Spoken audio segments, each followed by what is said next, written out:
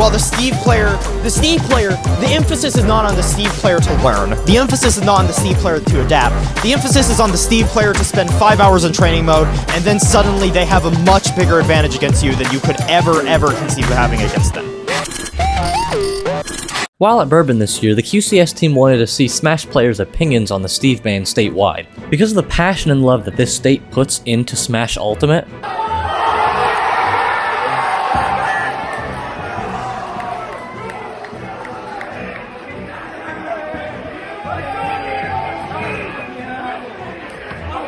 we thought what better place than to ask some of the top players at Bourbon their opinions on the Steve ban in Kentucky. Here's just a couple of those opinions that we got. Alright. Okay. So Steve should, let's get that out of the way. Steve should be statewide banned. I think what Steve fundamentally represents, A, we've seen this before, Meta Knight, Bayonetta, both of these characters ruin games. Let's not let it happen again. I think Steve should be legal because he's real funny. It makes me guffaw. It brings out a rich raffle. It sparks joy.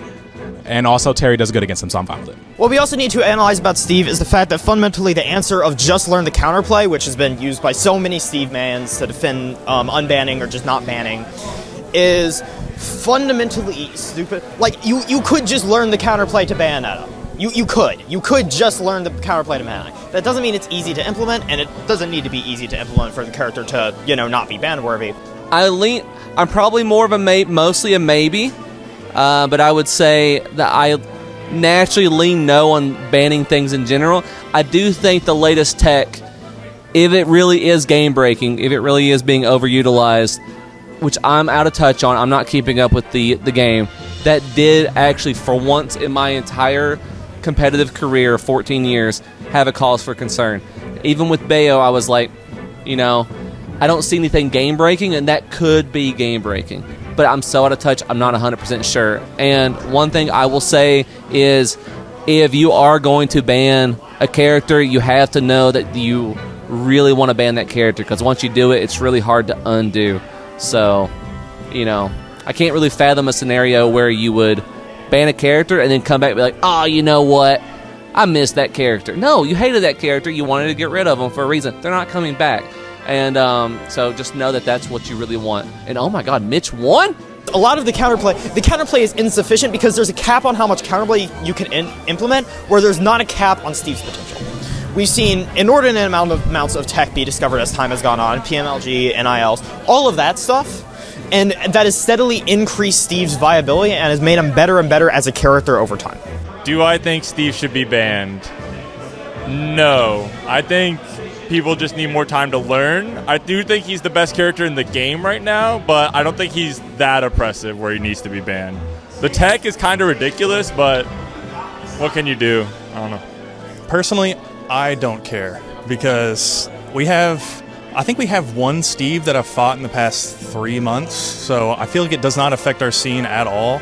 So I think it only hurts us because not everywhere has banned them yet, so if we do ban them, we're just going to run into them in a major and get destroyed by whatever player. So yeah, I don't think we should ban him.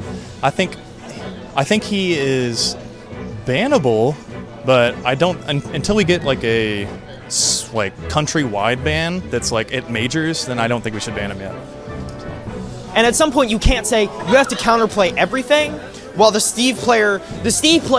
emphasis is not on the Steve player to learn. The emphasis is not on the Steve player to adapt. The emphasis is on the Steve player to spend 5 hours in training mode, and then suddenly they have a much bigger advantage against you than you could ever conceive of having against them. It requires its infinite being on, when you have an infinite system of creation of new tech and then counterplay that tech and attempts, the counterplay always comes much slower than the creation of the new tech. So it's just always going to keep spiraling upwards because we've seen this. There's a reason why Steve gets buffed for every 48 hours with a Fang going around, because to an extent it is true. It just keeps on happening. I don't know. We don't really have that many Steve players. It's pretty much, Volt doesn't really go to anything, and he hasn't gone to anything in like forever, and Glide is playing more like a Falcon. Well, not Falcon, I'm stupid, Roy. So, yes, well, yeah. because it's like a no, because if it's on the character select screen, you should be able to play it. But also, if that character can get out combos for free with no issues whatsoever, and you just don't get to really play the game versus them, and also they have a broken moveset with a bunch of good buttons and good kill power and good combos, good ledge trapping, good edge guarding, everything. It's kind of crazy because we didn't ban Brawl Meta Knight, Smash for Bayo, and then people using the argument we didn't ban those characters, so we shouldn't ban Steve. But the reason we didn't ban those characters is because we were scared to pull the trigger. So I think people are now pulling the trigger. They should reevaluate in like June or something. But I'd be fine with a state ban. And how do you feel about a Kazuya ban? No. And also, so why is Steve ban-worthy when characters like Kazuya, well, I would argue that characters like Kazuya are not. Steve is ban-worthy because fundamentally his weaknesses, which are, not a perfect disadvantage, although stuff like PMLG helps with that, and having some issues with camping, are fundamentally very minimal, as opposed to characters like Kazuya who have very clear and exploitable weaknesses. Kazuya literally just hard loses to some characters. Kinda hard loses to Men, hard loses to Sonic. Basically completely unwinnable, as has been demonstrated by WILDZ, who's just gone absolutely destroyed by Jin deciding to play Sonic again. I think that we should keep Steve legal because it's just going to stunt us as a region if we don't. Because traveling out of state, like WILDZ lost to Onin at SOS, and we're just going to keep losing unless we have the character and more reps probably. And if we threaten a ban for like longer, then no one's going to want to pick up the character. I know Ramen dropped him, Glites dropped him. So I think having the like looming threat of a ban is pretty bad, and we need to make a decision that he shouldn't be banned. Also, very good matchup for Villager, like one of my only meta relevant matchups, so I'd prefer to keep it, but yeah, I'm pretty sure that if we ban Steve, then it's awful for our region. But fundamentally what it all comes down to is Steve as a design is infinitely expandable. Steve as a design is fundamentally good in almost every state of the game. And Steve as a design fundamentally does not have the counterplay required to actually make him not ban worthy. So yes, we should ban Steve statewide.